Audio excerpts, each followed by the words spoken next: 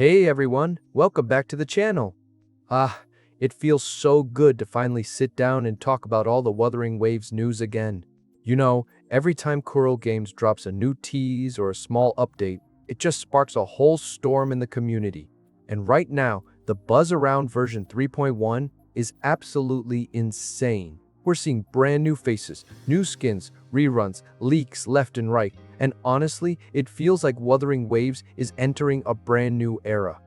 Today, I'm gonna walk you through everything we know so far, the leaks, the official drip details, what makes these new characters so exciting, and where the story might go next. So grab your snacks, plug in those headphones, take a breath, because there's a ton to dive into today. Let's start with the big question. Who exactly are we seeing this time? The names floating around the community right now are the pink-haired girl, Amith, and of course, Sigrika. But deep down, that inner gut feeling that never lies. Yeah, it's telling us that the real stars of the drip are Luuk Herssen and Sigrika. These two have been teased in small data traces and internal listings for a while now, and honestly, it just feels right. Whenever you see certain character themes popping up repeatedly in community conversations, it's usually for a reason. Now, Luuk Herssen. Oh man, where do I even begin? You can just tell right away he's going to be one of those characters that leaves a strong impression both lore-wise and visually. He's not just another resonator, he's a doctor, a counselor, and somehow, he's juggling a consultant position for the multi-club on top of everything else. I mean, come on, does this guy even sleep? Probably not, because he's busy saving lives or decoding the next layer of human psyche over a late-night cup of synth coffee. Luke's background actually fits perfectly into the new Star Torch Academy storyline. He's part of the Resonator nursing unit, which sounds simple on paper, but trust me, Kuro Games loves turning ordinary professions into high-stakes, world-building masterpieces. You remember how Brandt's engineering role ended up tying into city-wide defense systems. Yeah, now imagine that but focused on medicine and mental health. That opens so much potential for story depth, from helping wounded resonators during the conflict to exploring how psychological trauma develops in a world filled with tacit discord. It's brilliant. Now, moving to gameplay speculation, Luuk is expected to be a 5-star resonator with either the Spectro or Electro element. But here's the unique part. Older insider info hinted he might be a mecha-style character.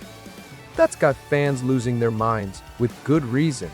Imagine a resonator whose toolkit involves robotic limbs, floating drones, or mechanical support tools assisting in combat. That's visually and mechanically next level. Personally, I'm picturing something like a combat medic archetype, someone who swaps between offense and utility using cool cybernetic tech.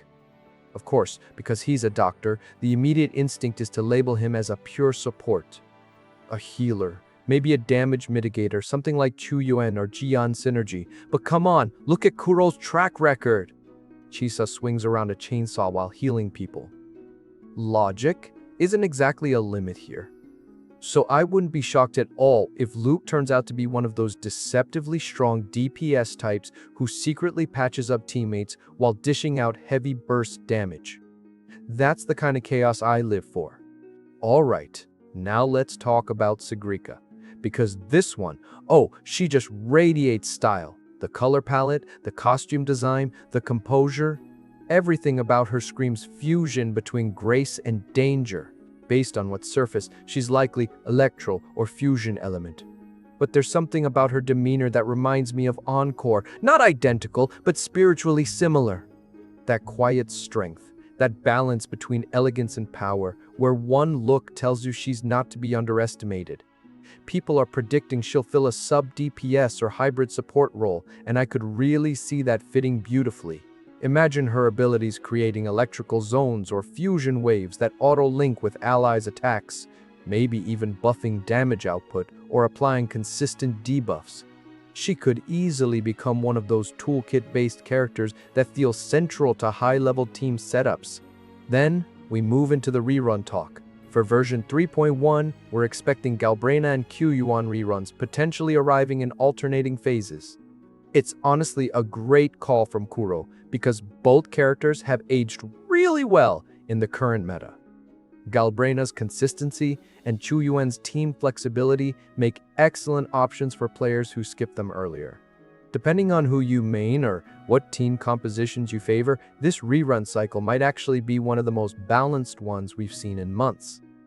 Now, here's the part that really got me grinning. New Rover skins! According to information shared by Seal and other reliable sources, version 3.1 will bring Rover fashion updates, and finally, both the male and female Rover are getting love.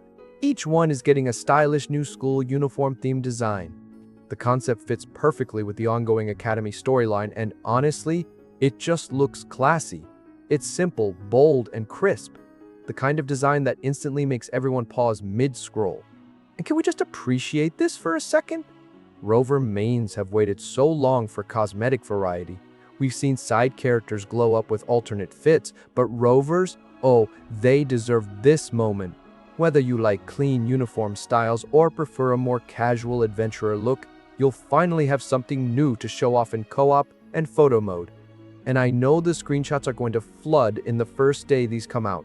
So tell me, are you hyped for these skins or not? Because the moment they go live, the entire community is going to explode with edits, fan art, and pair-up screenshots. I can already see people posing them next to Chisa or Jinshi like it's graduation day. Honestly, that's the kind of content vibe the game needed, a breather from all the tense storylines and boss fights. Now, let's move on to the beta. Based on the typical schedule, beta testing usually kicks in just a few days, maybe a week, after the drip marketing cycle completes. So, realistically speaking, we're looking at somewhere in the second week of January for the Wuthering Waves version 3.1 beta. And in case you're new, beta basically works like a limited access test, where a select group of players gets early access to all the upcoming content.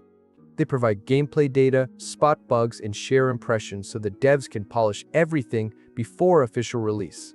Beta testing isn't just exciting, it's crucial to making big updates go smoothly. And with how large version 3.1 looks, I'm expecting this one to be a major test run. Now let's take a quick breather. Because yeah, that was a lot of info. Phew! Okay, let's break down the upcoming timeline clearly so it's easy to track what's happening when. Between December 30th and January 2nd, we should get the official drip marketing reveals, character arts, voice snippets, maybe even teaser trailers.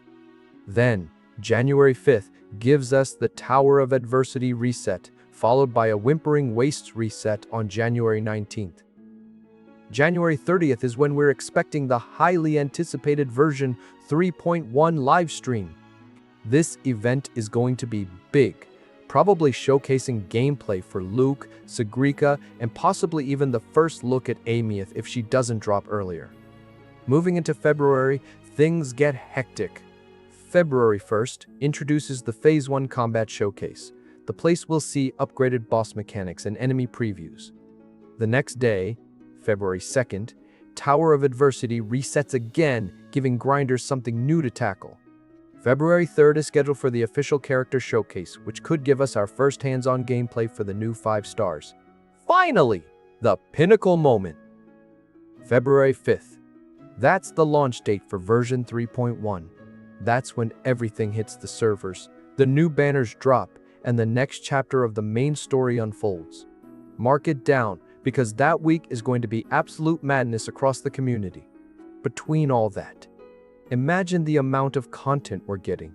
New characters, new skins, new events, more lore discoveries. There's no other way to describe it except full-on overload, but in the best way possible.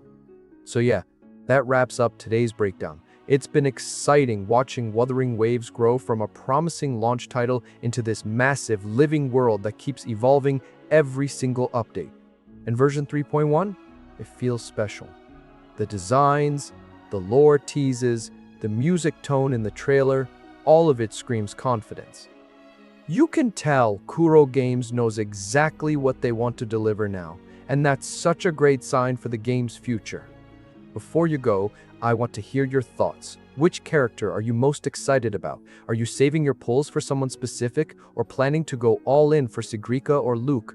Do you think the new Rover skins are worth it? Let's talk about it in the comments. I read through them every time, and your theories make this community what it is. And if you enjoyed this deep dive, don't forget to like, subscribe, and turn on the bell so you never miss an upload. We've got lore rewinds, banner guides, and reaction breakdowns coming up, and I promise version 3.1 is going to be one of the most packed updates yet. All right then, go get some rest, maybe farm a few echoes or materials, and keep that hype energy up. The next wave is coming, and trust me, it's going to be worth it. See you all in the next one.